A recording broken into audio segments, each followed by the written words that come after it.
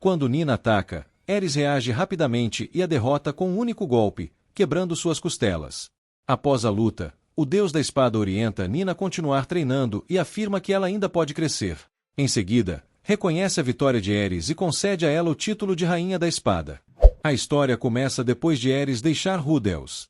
Ela entende que, embora tenha vivido um momento importante ao lado dele, ainda não se sente forte o bastante para caminhar em igualdade com ele. Em vez de continuar dependendo de Rudels como antes, ela decide partir sozinha para se tornar mais poderosa. Antes de ir embora, escreve uma carta, veste suas roupas, corta o cabelo e deixa Rudels para trás. A decisão mostra que ela não abandona por falta de sentimento, mas por acreditar que precisa crescer e deixar de ser um peso. Ares viaja com Ghislaine até o local do mestre da espada. Ghislaine apresenta Ares como sua aluna e pede que o mestre a treine. Ares, impaciente e direta, não demonstra respeito pela hierarquia do lugar e exige que ele diga logo se pode ensiná-la ou não. Os discípulos se irritam com a ousadia dela, mas o mestre manda todos se calarem e pergunta quem Ares deseja derrotar. Quando ela responde que quer derrotar Orsted, o deus dragão, o ambiente muda. O mestre reconhece que, diante de Orsted, até ele é pequeno, pois também gostaria de vencê-lo e nunca conseguiu. Para medir a força de Ares, o mestre chama Gino. O teste termina quase imediatamente, porque Ares derrota Gino com apenas um golpe. Em seguida, Nina é chamada para enfrentá-la. Nina quebra a espada de madeira de Ares, mas Ares continua avançando e vence a luta com brutalidade. Ao perceber que a espada de Nina tinha aço por dentro, Ares reclama e desafia os presentes, perguntando se não há alguém realmente decente para enfrentar. Diante disso, o próprio mestre da espada decide lutar contra ela. Quando o mestre se aproxima, Ares sente uma pressão muito maior do que esperava. Ele comenta sobre a espada dela e diz que não pretende usar muita força. Mesmo assim, com um simples movimento, lança Ares para fora da arena, quebrando a porta. A diferença entre os dois fica clara. Depois da derrota, o mestre manda Ghislaine cuidar dos ferimentos de Ares e afirma que o treinamento começará no dia seguinte. O treinamento inicial é duro. Ares perde várias vezes e ouve que sua forma de lutar está errada. O mestre explica que ela não pode tentar pensar e golpear ao mesmo tempo sem controle, porque isso faz com que nenhuma das duas coisas funcione direito. Para melhorar, ela precisa controlar a própria mente, pensar antes de agir ou refletir depois sobre o motivo de ter agido. A lição principal é que força bruta não basta. Ela precisa transformar seus movimentos em algo consciente e preciso. Ares passa a treinar sozinha, tentando entender como tornar a espada mais rápida e eficiente. Ela compara as velocidades daqueles que conheceu. Ghislaine é rápida, Ruigerd é ainda mais rápido, o mestre da espada supera os dois, e Orsted está em um nível assustador. Essa comparação reforça o tamanho do objetivo dela. Os dias passam, o clima muda, mas Ares continua praticando sem parar. Com o tempo, fica claro que sua obsessão por melhorar gira em torno de dois desejos: enfrentar Orsted e se tornar alguém capaz de ficar ao lado de Rudels. Alguns anos depois, Ares retorna à arena e encontra um homem no portão reclamando que ninguém abre a porta. Ele se apresenta como Albert, o Imperador do Norte. Ares não se impressiona e apenas manda que ele saia de sua frente. Albert percebe que ela é perigosa e que qualquer descuido poderia levar a um ataque. Os dois sacam suas espadas e lutam rapidamente. Albert quase derrota Ares, mostrando sua superioridade, mas também se surpreende com a força dela. O duelo é interrompido pelo mestre da espada, que revela que Albert foi chamado para ajudar no desenvolvimento de Ares. Ghislaine, incomodada com o modo como Ares está sendo treinada, questiona o mestre. Ela acha que ele não está ensinando Ares do jeito certo. O mestre da espada responde que algumas coisas não podem ser simplesmente explicadas, precisam ser descobertas pela própria pessoa. Ele também repreende Ghislaine, dizendo que ela perdeu parte de sua antiga ferocidade e que poderia ter chegado mais longe se tivesse corrigido seus próprios hábitos. Em seguida, esclarece seu plano. Ares não precisa de um treinamento comum, porque seu objetivo também não é comum. Para enfrentar Orsted, ela deve aprender com vários estilos e oponentes poderosos, incluindo imperadores e deuses ligados à espada. Albert então passa a treinar Ares. Ela perde repetidas vezes, mas cada derrota revela falhas em seus movimentos. Durante o treino, Ares alcança por um instante um estado de concentração impressionante e consegue derrubar a espada de Albert. O feito surpreende todos, porque seu golpe parece rápido demais para o nível que ela deveria ter naquele momento. Esse avanço mostra que, mesmo ainda distante do topo, Ares está começando a encontrar um caminho próprio. Enquanto isso, Nina continua incomodada com Eris. Depois de uma provocação, Eris menciona Rudels, e isso desperta a curiosidade de Nina. Como Eris fala dele com frequência e com tanta confiança, Nina passa a duvidar se Rudels realmente existe. Ela pergunta sobre ele e descobre que não se trata de uma invenção. Rudels é conhecido como um aventureiro poderoso e um mago extraordinário. Nina decide ir até o lugar onde Rudels está para vê-lo com os próprios olhos. Ela imagina que poderá enfrentá-lo, vencê-lo e trazê-lo de volta para provar alguma superioridade diante de Eris. Porém, ao chegar, encontra muitas pessoas interessadas em lutar contra Rudels. Em seguida, vê Badgadi, um rei demônio, enfrentá-lo. Nina espera que Rudels perca, mas acontece o contrário. Rudels derrota Badgadi com um único golpe. Ao presenciar isso, Nina entende por que Eris se esforça tanto. Rudels está em um nível absurdo, e Eris tenta alcançar alguém capaz de vencer até um rei demônio de forma impressionante. Quando Nina retorna, sua visão sobre Eris começa a mudar. Ela percebe que a determinação de Eris não é apenas arrogância. Eris está tentando acompanhar uma pessoa extremamente forte. Ao ver Eris treinando, Nina para, observa e decide se juntar a ela. A relação das duas, que antes era marcada por rivalidade e provocações, começa a se transformar em uma convivência de treino. Depois, chega a Deus da Água, chamada pelo mestre da espada para ajudar no treinamento. O mestre explica que não quer exatamente que ela ensine Eris de forma tradicional, mas que atue como oponente. A Deus da Água percebe em Eris uma intenção semelhante à de um animal selvagem e entende que enfrentá-la pode ser perigoso. Mesmo assim, aceita participar, desde que Eris prove ter talento enfrentando primeiro sua aprendiz. Nos treinos seguintes surge uma dinâmica curiosa. Eris consegue vencer Nina, Nina vence a aprendiz da Deus da Água, mas Eris perde para essa aprendiz. A situação confunde as três, porque parece uma cadeia de vantagens incompatíveis. Cada uma vence uma pessoa e perde para outra. Para entender o problema, elas se reúnem no quarto de Nina e tentam explicar suas técnicas. Nina diz que Eris precisa acalmar a mente, sentir melhor o oponente e atacar no momento certo. A aprendiz explica que usa uma espécie de ilusão de movimento para induzir o adversário a reagir no tempo errado, abrindo espaço para o contra-ataque. Eris não compreende tudo de imediato, mas a conversa é importante porque coloca as três pensando sobre seus estilos. Ela também se interessa pelo casaco de Nina. Nina explica que, para conseguir um igual, Eris precisa matar monstros nas florestas do oeste e usar suas peles para criar o casaco, algo ligado ao reconhecimento como Santa da Espada. Eris aceita o desafio, e as três partem juntas para caçar os monstros. Na floresta, Eris, Nina e a aprendiz enfrentam várias criaturas. A caçada serve como treino prático, pois as três precisam lutar lado a lado e lidar com ameaças reais fora da arena. Elas vencem quase todos os monstros e levam as peles de volta. Depois da caçada, Nina aconselha Eris a tomar banho, descansar bem e pensar na pessoa de quem gosta. A ideia é ajudá-la a se concentrar melhor e lembrá-la de que sua motivação está ligada a Rudels. Eris leva o conselho a sério. No dia seguinte, enfrenta novamente a aprendiz da Deus da Água. Dessa vez, consegue aplicar um golpe mais refinado e rápido, superando a técnica da adversária. A aprendiz não entende completamente o que aconteceu e é derrotada. Eris fica feliz, porque finalmente ultrapassa uma barreira que antes a travava. No fim, o mestre da espada, a Deus da Água, Ghislaine e Alber observam que Eris, Nina e a aprendiz estão melhorando. A estratégia de colocar as jovens para lutar entre si deu resultado, pois cada uma aprendeu a lidar com um tipo diferente de adversário e a corrigir pontos que sozinha talvez não percebesse. Eris veste o novo casaco e sai correndo, satisfeita com sua conquista. Agora vamos para a rotina de Rudels em Sharia, depois de todas as perdas e dificuldades enfrentadas em sua última jornada. Agora ele vive ao lado de Sylphie, Roxy, sua filha Lucy e os demais integrantes da família. Roxy está oficialmente casada com ele, enquanto Sylphie parece aceitar a presença da segunda esposa e tenta manter uma convivência tranquila dentro de casa. Rudels observa que Lucy está crescendo saudável e fica aliviado ao ver que Sylphie também se recuperou bem do parto. A situação de Zenith, porém, continua delicada. Mesmo após o retorno para Sharia, ela ainda não recuperou suas memórias e permanece distante do que acontece ao seu redor. Norm passa boa parte do tempo ao lado da mãe, ajudando a cuidar dela. Ao mesmo tempo, continua trabalhando no livro sobre Ruigerd.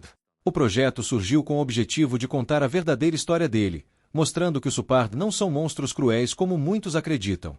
Rudels pretendia escrever o livro, mas Norn assumiu a responsabilidade e se dedica a organizar a narrativa. Aisha e Lilia cuidam da casa. Rudeus lembra que, depois do incidente de teletransporte, todos foram espalhados por diferentes regiões, mas conseguiram se reunir. Ver a família novamente sob o mesmo teto representa uma grande conquista, mesmo que todos ainda carreguem feridas profundas. Mais tarde, Rudeus acompanha Roxy e Sylphie até a Universidade de Magia. Roxy inicia uma nova etapa como professora da instituição. Ela é respeitada por ter sido a mestra de Rudeus e por possuir grande conhecimento mágico. No entanto, fica incomodada porque ele a apresentou apenas como sua professora, sem mencionar que os dois também são casados. Rudeus percebe o erro e declara diante de todos que ama tanto Roxy quanto Sylphie. Norn segue para suas aulas e continua visitando a família, embora viva fora da casa principal. Rudeus percebe que a irmã se tornou popular e promete protegê-la, assumindo a responsabilidade que antes pertencia ao pai. Roxy é recebida pelo diretor, que percebe como ela mudou e agora parece disposta a aproveitar a experiência de ensinar. Rudeus reencontra os amigos.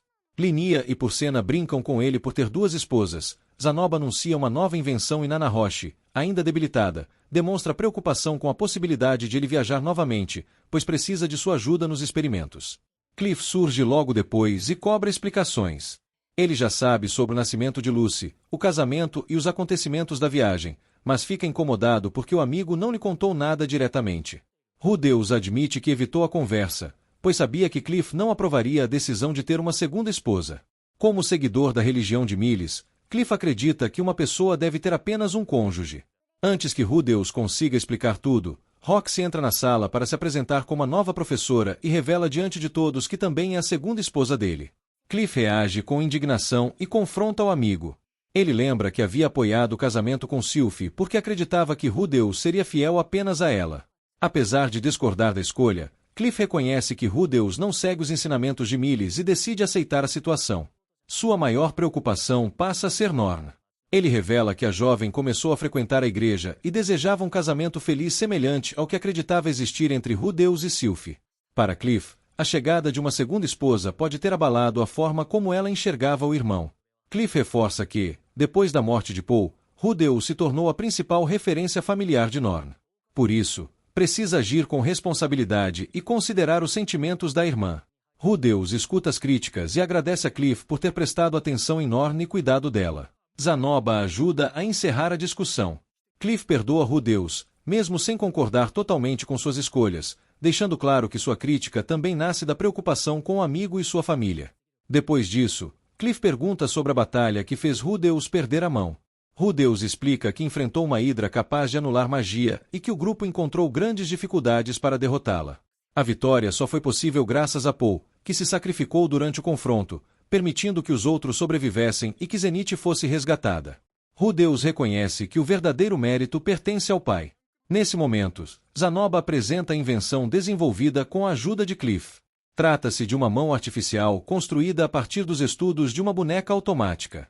O dispositivo foi criado para responder à mana de Rudeus e funcionar como uma extensão de seu corpo. Rudeus coloca a prótese no braço amputado e segue as instruções dos amigos. Depois de usar magia, a mão começa a se mover. Ele consegue controlar os dedos, segurar objetos e até sentir por meio do dispositivo. Sua reação mostra o quanto a perda da mão havia afetado sua vida e como a invenção representa uma recuperação que ele não esperava alcançar tão cedo. Cliff explica que a mão se torna mais forte quando é alimentada com mana. Durante um teste, Rudeus percebe que o dispositivo possui força suficiente para quase machucar Cliff durante um aperto de mãos. A prótese não funciona apenas como substituição, mas também como uma ferramenta poderosa. Ainda resta descobrir se ela pode ser usada para lançar feitiços. O grupo segue para o jardim da universidade, onde Zanoba prepara um alvo.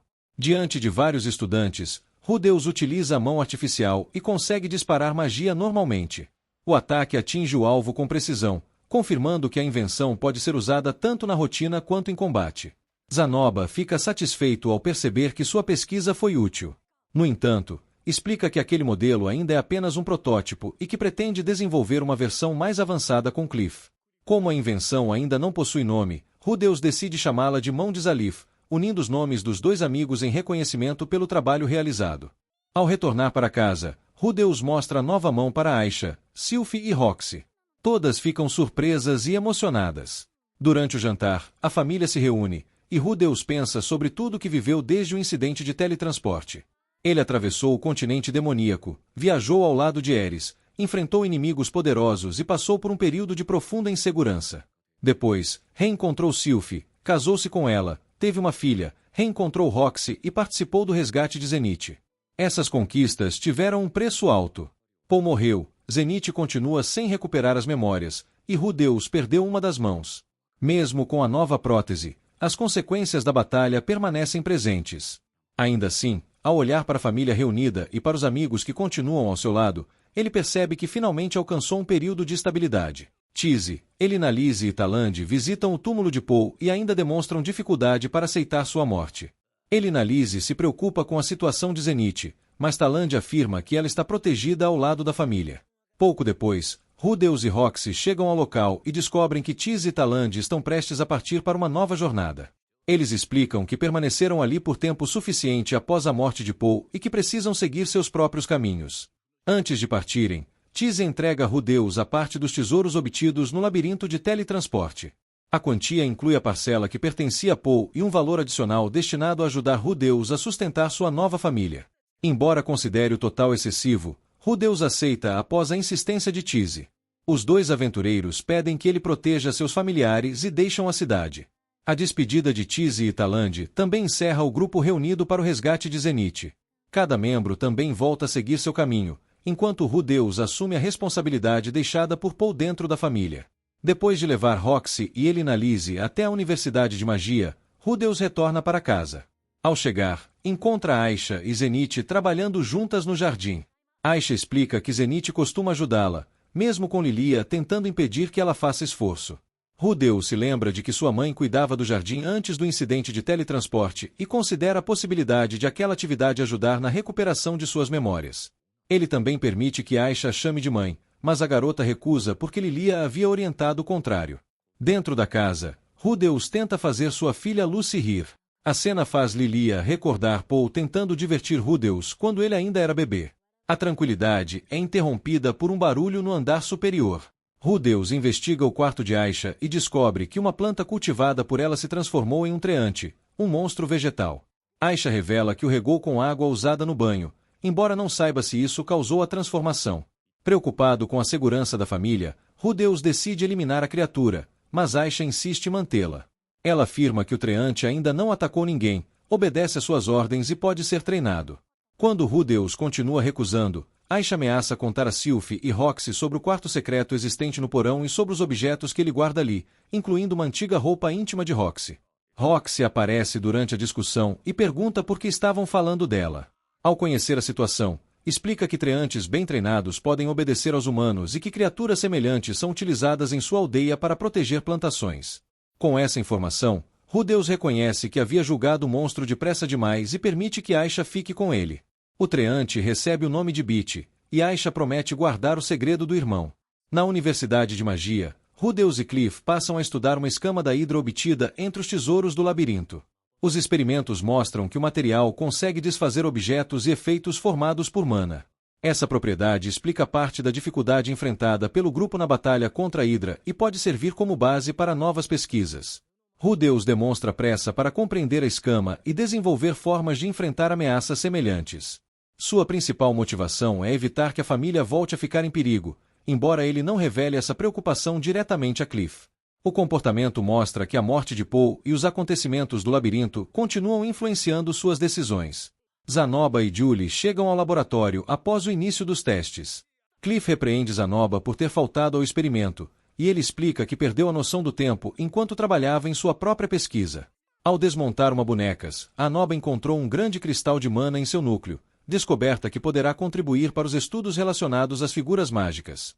Julie mostra a Rudeus uma estátua de Ruigert produzida por ela.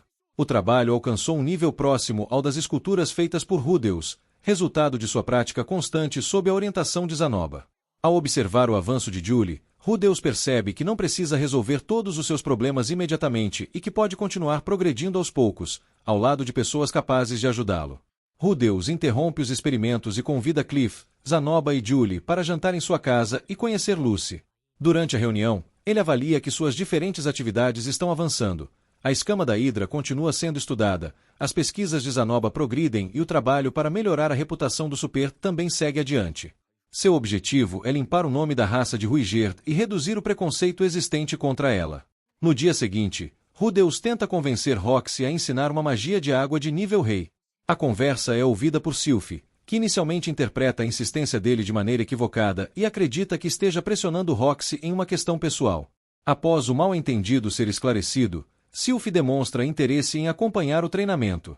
Rudeus, Roxy e Sylphie cavalgam até uma área afastada, onde podem praticar sem colocar outras pessoas em risco. Durante o caminho, Roxy e Sylphie elogiam o cavalo da família. A viagem faz Rudeus recordar a época em que Roxy era sua professora e os passeios realizados na região de sua antiga aldeia. As lembranças também reforçam a ligação entre ele, Poe e o período anterior ao incidente de teletransporte. No campo de treinamento, Rudeus constrói um abrigo para o cavalo. Roxy então começa a demonstração da magia Lightning, um feitiço de água de nível rei. Ela recita o encantamento, reúne nuvens carregadas sobre a área e provoca uma tempestade. A energia se concentra em um ponto e um raio atinge uma árvore, destruindo-a completamente.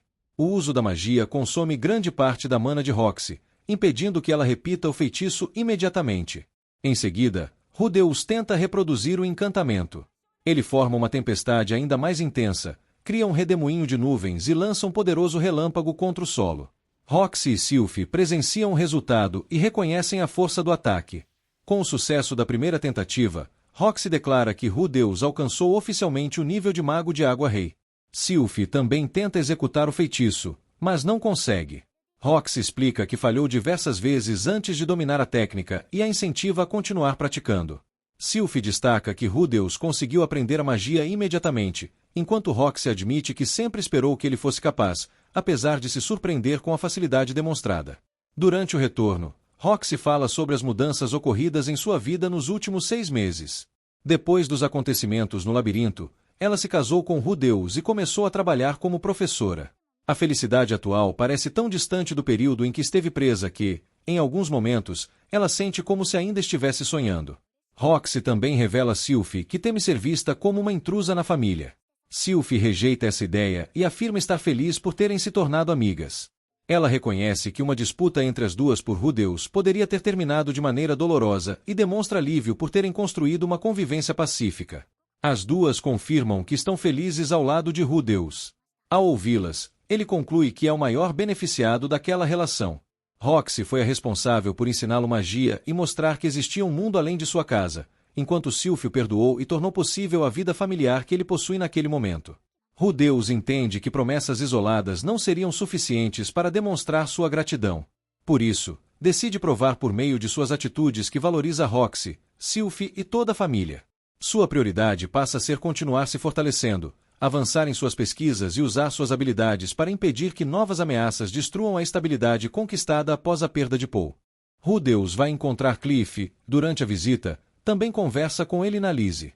Cliff está ocupado com os preparativos de seu casamento, já que havia pedido Elinalise em casamento antes da viagem para Begarit. Elinalise demonstra certa frustração por ter poucas oportunidades de ficar a sós com Cliff. Na conversa com Rudeus, ela comenta sobre um item especial que existiria no reino de Azura e que poderia ser usado na noite do casamento. Rudeus se dispõe a ajudá-la a encontrar esse objeto. Em seguida, acontece o casamento de Cliff e Elinalise, realizado de acordo com os costumes locais.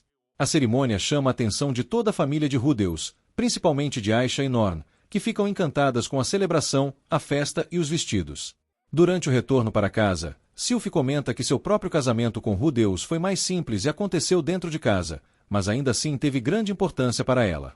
Rudeus percebe que ele e Roxy ainda não realizaram uma cerimônia formal e pergunta se ela gostaria de ter um casamento maior. Roxy responde que não precisa de uma cerimônia, mostrando que está satisfeita com a família que construíram. Os três trocam gestos de carinho. A conversa também faz Rudeus perceber que suas irmãs já completaram 11 anos. Ele se lembra de que os aniversários de 5 e 10 anos de Aisha e Norn não foram comemorados. O incidente de teletransporte em massa separou a família e impediu Poe de organizar essas celebrações. Rudeus recorda a promessa do pai de que, quando todos estivessem novamente juntos, fariam uma grande festa. Decidido a cumprir esse desejo, ele resolve preparar uma comemoração especial para as irmãs, mesmo que o aniversário de 10 anos já tenha passado. Durante o Festival da Colheita, a cidade permanece movimentada e o mercado se enche de pessoas, produtos e atividades. Rudeus passeia pelo local com Sylphie e Roxy. Os três procuram presentes que possam surpreender Aisha e Norn na festa. Rudeus também pretende buscar o item solicitado por Elinalise, mas decide priorizar os presentes das irmãs. Eles observam diferentes mercadorias e tentam escolher algo adequado para cada uma. Em uma das lojas, Roxy encontra um chapéu novo. O antigo está danificado, mas ela desiste da compra por causa do preço. Sem que Roxy perceba, Rudeus e Sylphie notam que ela realmente gostou do chapéu. Ao anoitecer, Rudeus leva Sylphie e Roxy a um local onde havia feito uma reserva. As duas descobrem que Elinalise recomendou o lugar e organizou a situação para que os três passassem um momento particular juntos. Lucy ficou sob os cuidados de Lilia, permitindo que Rudeus, Sylphie e Roxy aproveitassem a noite. A história não mostra os detalhes desse encontro e avança diretamente para a manhã seguinte, quando começam os preparativos finais para a festa surpresa de Aisha e Norn. Para manter as meninas longe de casa enquanto Sylphie, Lilia e os outros organizam a comemoração, Rudeus e Roxy as levam para pescar. Rudeus espera que o passeio ajude Norn a se aproximar de Roxy. Aisha demonstra habilidade desde o início e transforma a pescaria em uma pequena competição. Rudeus acompanha Aisha, enquanto Norn permanece com Roxy. Roxy ensina Norn a preparar a vara, prender o anzol, organizar a linha e observar os movimentos da água. Ela explica que aprendeu a pescar durante as viagens que fez sozinha, quando essa habilidade era importante para conseguir alimento. Norn se lembra de Ruigerd e conta que o viu pescando durante a jornada que fizeram juntos. Segundo ela, Ruigerd também conseguia capturar peixes usando sua lança. Pouco depois, um peixe morde o anzol de Norn. Roxy a ajuda a puxar a linha, e as duas conseguem retirar o peixe da água. Rudeus observa a cena e percebe que a experiência está diminuindo a distância entre elas. Enquanto Norn aprende com Roxy, Aisha continua pescando com facilidade e provoca Rudeus, que não consegue pegar nada além de objetos velhos. Tentando impressionar a irmã, ele decide usar magia. Rudeus reduz a força de um feitiço de relâmpago que aprendeu com Roxy e lança uma descarga na água. A magia faz vários peixes aparecerem na superfície, mas Aisha considera aquilo uma trapaça, e todos repreendem Rudeus por usar um método exagerado em uma simples pescaria. Mesmo assim, o passeio cumpre seu objetivo principal. Aisha e, especialmente, Norn passam a se sentir mais à vontade ao lado de Roxy. Quando o grupo volta para casa ao anoitecer, Aisha e Norn encontram a residência decorada e uma grande quantidade de comida preparada. Sylphie, Lilia, Zenith e os demais membros da família aguardam para recebê-las. Embora as duas já tenham 11 anos, a comemoração representa o aniversário de 10 anos que não puderam celebrar no momento correto. A surpresa deixa as meninas muito felizes, pois a festa reúne a família depois de anos marcados por separações, viagens e perdas. Antes de iniciarem a comemoração, Rudeus fala para todos. Ele relembra que muita coisa aconteceu com a família nos últimos 7 anos. Paul morreu, Zenith perdeu grande parte de suas lembranças e todos tiveram de enfrentar longos períodos separados. Apesar dessas dificuldades, conseguiram voltar a viver juntos. Rudeus afirma que esse era um dos maiores desejos de Paul e recorda a promessa de realizar uma grande festa quando a família estivesse reunida. Com isso, ele convida todos a aproveitarem aquele momento em homenagem às irmãs e ao esforço que fizeram para permanecer unidos. Depois da refeição e da celebração, chega a hora dos presentes. Aisha recebe um par de botas, enquanto Norn ganha uma peça de roupa semelhante a uma jaqueta. As duas mostram os presentes às mães. Norn se aproxima de Zenith, e Aisha procura Lilia. Ao ouvir Norn e observar a movimentação, Zenith reage de maneira mais clara do que o habitual e esboça um sorriso. A família inteira percebe a mudança e se emociona, porque Zenith normalmente demonstra pouca resposta ao que acontece ao seu redor. Lilia também entrega presentes às meninas, lenços bordados, preparados como lembranças em nome de Zenith. O gesto reforça a dedicação de Lilia aos cuidados com ela e seu desejo de preservar o vínculo entre mãe e filhas. Durante esse momento, Zenith volta a interagir, passa a mão nas meninas e sorri novamente. A reação mostra que, mesmo com as limitações causadas pelo que viveu, ela ainda consegue responder à presença da família e participar de algumas situações importantes. Depois dos presentes de Aisha e Norn, Sylphie e Rudeus entregam uma caixa a Roxy. Dentro está o chapéu que ela havia admirado no mercado. O presente é apresentado como uma lembrança de casamento, já que Roxy e Rudeus não realizaram uma cerimônia formal.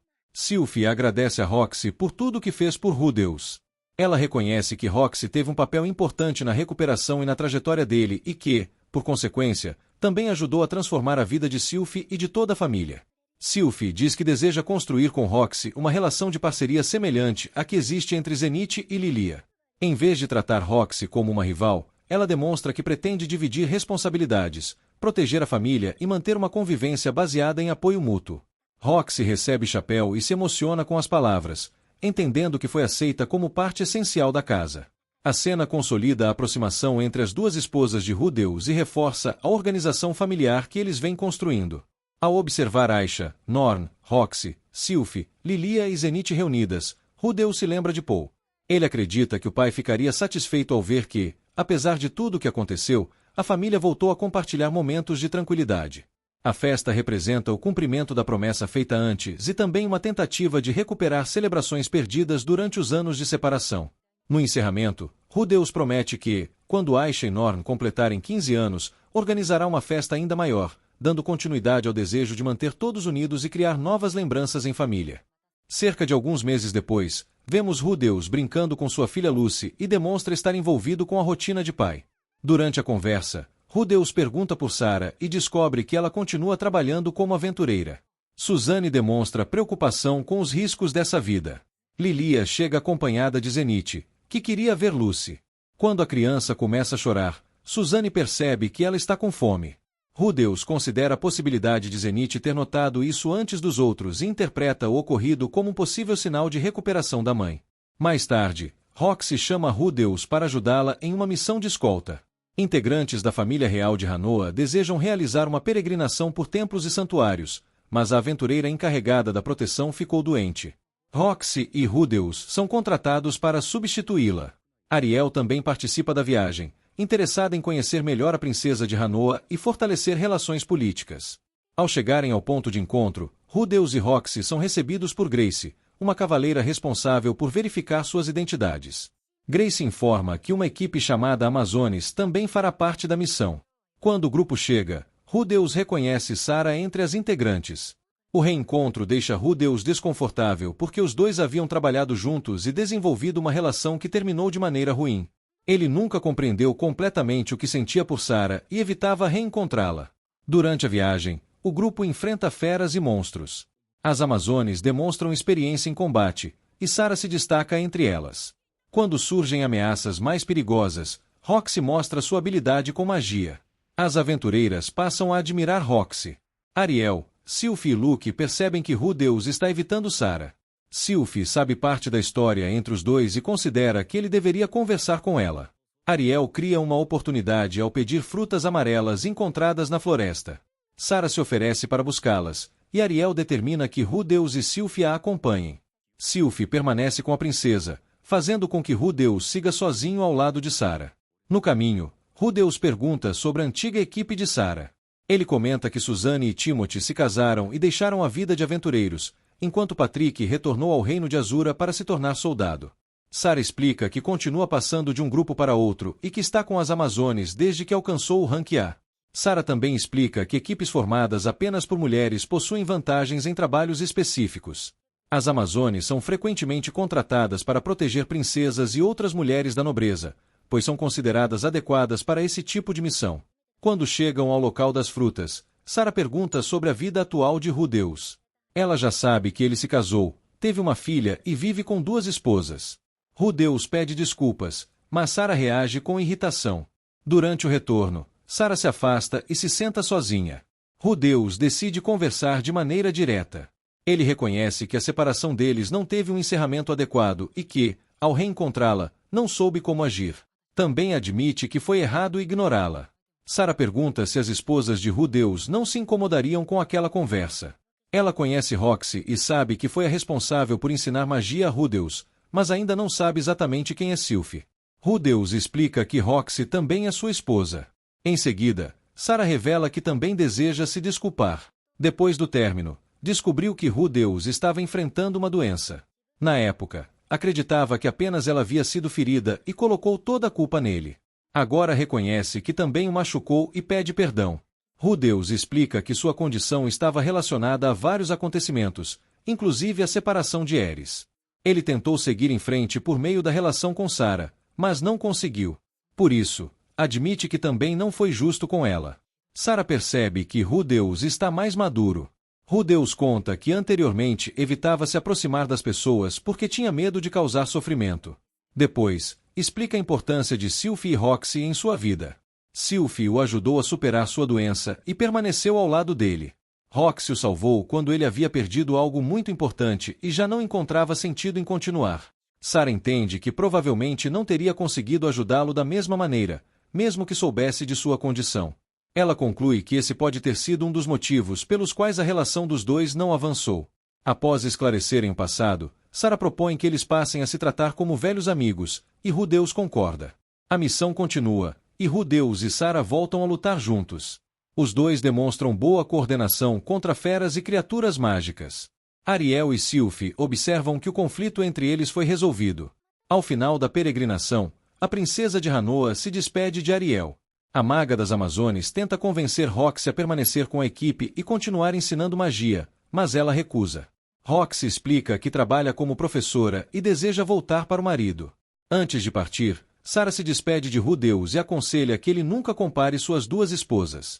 Depois disso, ela segue seu caminho, encerrando o reencontro de forma mais tranquila do que a separação anterior.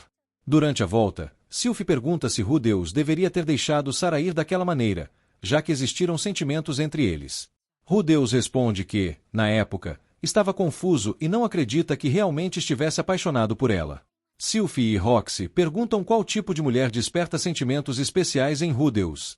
Ele responde que se sente profundamente ligado às pessoas que o salvam quando está enfrentando seus piores momentos. As duas entendem que essa descrição se refere a elas. Rudeus confirma que Sylphie e Roxy são especiais porque o ajudaram quando ele mais precisava. Rudeus promete que não terá outras esposas. Sylphie, porém, afirma que não se importaria caso outra mulher se tornasse igualmente importante para ele e correspondesse aos seus sentimentos. Ela pede apenas que Rudeus seja sincero, apresente essa pessoa à família e não mantenha um relacionamento escondido. A fala de Sylphie faz Rudeus se lembrar de Ares. Ele ainda acredita que ela o abandonou, embora Ruiger tenha afirmado que tudo pode ter sido um mal-entendido. Por isso, Rudeus admite que talvez não consiga cumprir a promessa de nunca se casar novamente. Sylphie aceita essa possibilidade, desde que ele não esconda nada e tenha certeza de que seus sentimentos são correspondidos. A história então se concentra em Ares, que está treinando ao lado de Nina sob a orientação do deus da espada. Ele afirma que as duas ultrapassaram o nível de santo da espada e pretende escolher uma nova rainha da espada depois de Ghislaine. O deus da espada explica que a lâmina de luz é a técnica suprema de seu estilo e que os praticantes são classificados em diferentes níveis: santo da espada, rei da espada, imperador da espada e deus da espada. Ele pergunta a Gino o que diferencia esses níveis, mas não aceita sua resposta relacionada apenas a técnicas e capacidades físicas. Nina responde que a diferença está ligada ao desejo. O deus da espada então pergunta se ela escolheria se casar com Gino ou se tornar rainha da espada. Nina escolhe o título. Quando a mesma questão é direcionada a Ares, ela responde que o elemento decisivo é a determinação. Ares demonstra que não está preocupada com títulos, embora queira continuar ficando mais forte. Para ela, a maneira como as pessoas a chamam não possui tanta importância quanto seu objetivo pessoal. O deus da espada entende sua postura e decide que Ares e Nina lutarão entre si. A vencedora receberá o título de Rainha da Espada. Nina inicia o combate determinada a vencer. Ares permanece calma, pronuncia o nome de Rudeus e se prepara. Quando Nina ataca, Ares reage rapidamente e a derrota com um único golpe, quebrando suas costelas. Após a luta, o deus da espada orienta Nina a continuar treinando e afirma que ela ainda pode crescer. Em seguida, reconhece a vitória de Ares e concede a ela o título de Rainha da Espada.